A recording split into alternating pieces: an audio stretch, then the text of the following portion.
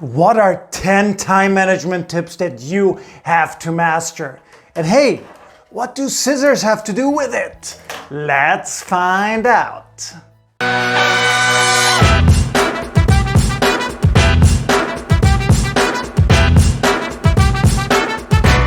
So by the way, if you're new here, make sure to hit that subscribe button. Tip number 1, you need to know how much is an hour of your work time really worth. So the easiest way to do it, ask yourself, what is my monthly income, right? And then you want to divide it by all the work hours that you basically do in a month. Now here's the big trick. In reality, pretty much anybody on the planet, really it's like usually you only spend 1 of 3 or 1 of 4 of your hours is what we could consider a productive hour, right? So these are the most important hours, and for most people, it's 1 out of 3 or 1 out of 4.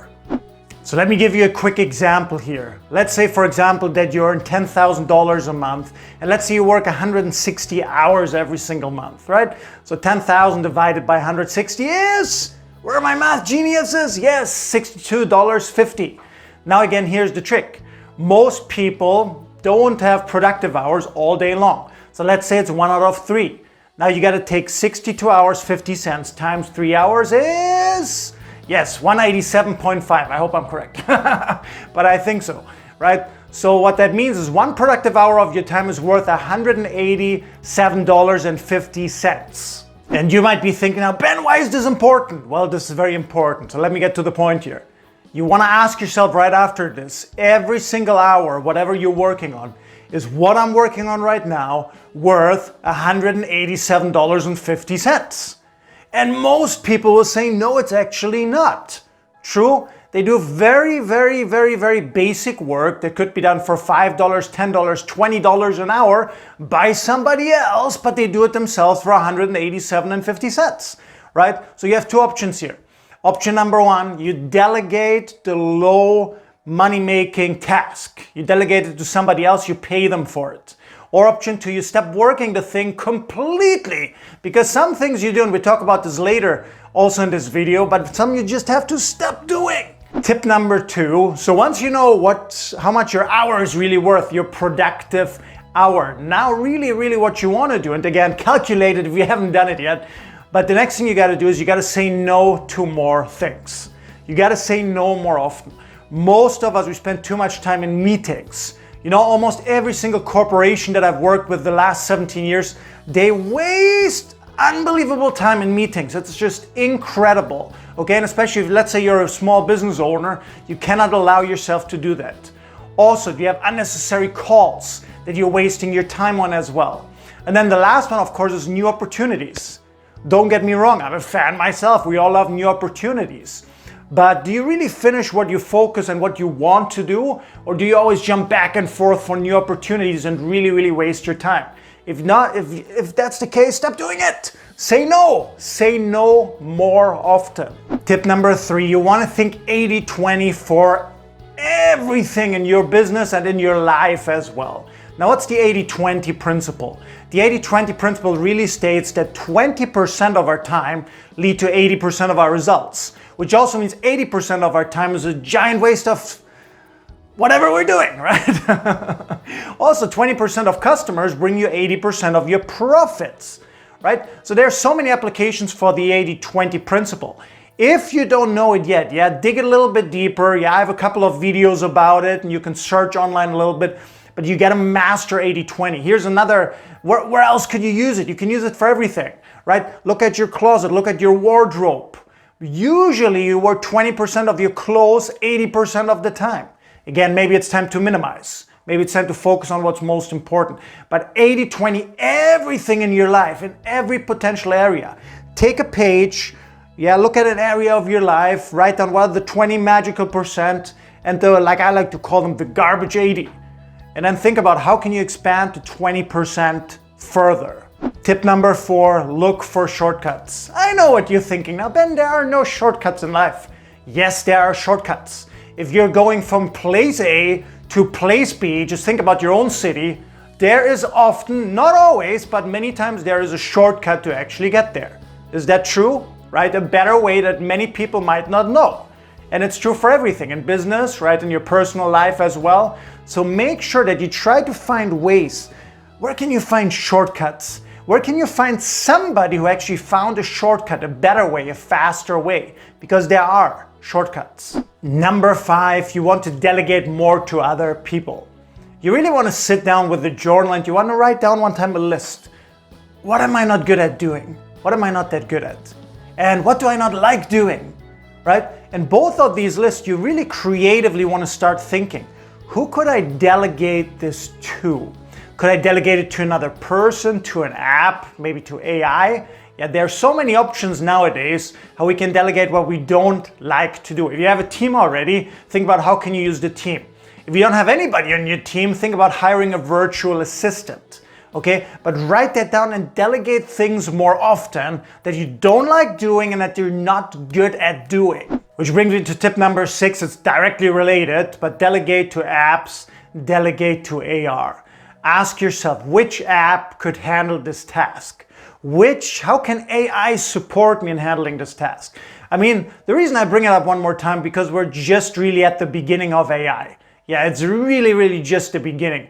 You want to consistently learn, consistently find new ways. Yeah, in the future also I'm going to make videos how you can use AI for more and better productivity.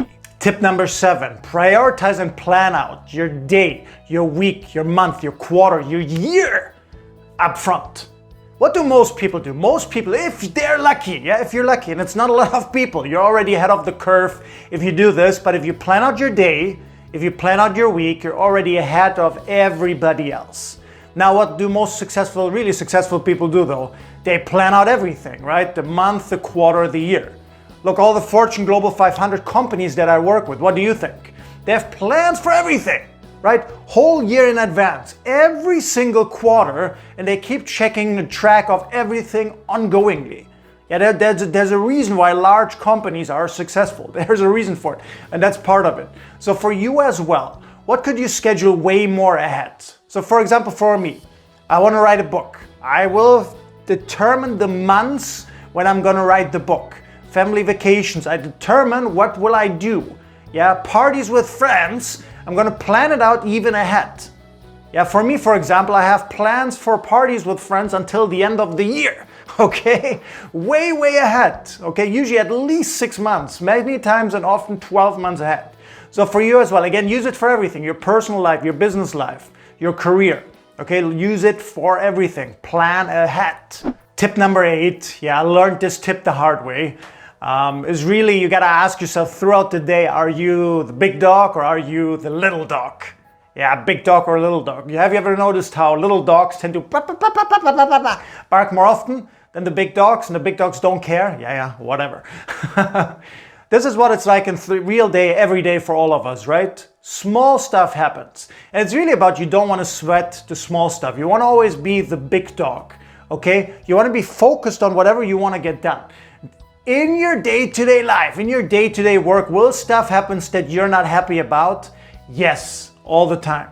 The key is to acknowledge it, not get caught up with it, and then focus on what you really want to get done. Be the big dog.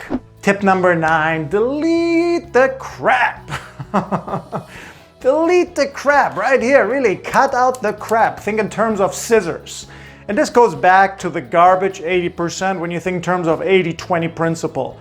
The 80% of your time that are mostly just crap. Yeah, probably not everything. Some things you gotta delegate, some things are important. But the unimportant stuff, it's a big chunk of the 80%. You just gotta cut the crap. You wanna have a 0-0 crap rule, okay? No crap in my life. Forgive my French here, by the way, ongoing. And you just wanna get rid of it. So again, you wanna go back to your list when you make your 80-20 list. And you wanna really ask yourself, okay, what should I get rid of? What is really not important in my life? What do I not even enjoy doing, but I do it anyway? What do I spend time on that I could just completely cut out? Because the thing with crap is like this. You have to think it's this giant bag that you're carrying around with you. And the more crap you carry, the slower you will go. Okay, so get rid of the bag, let it go, cut it off with the scissors, okay, and move forward faster. And tip number 10, set yourself rewards for really speeding up. All right, so let's say you want to achieve something, but you feel you're not fast enough.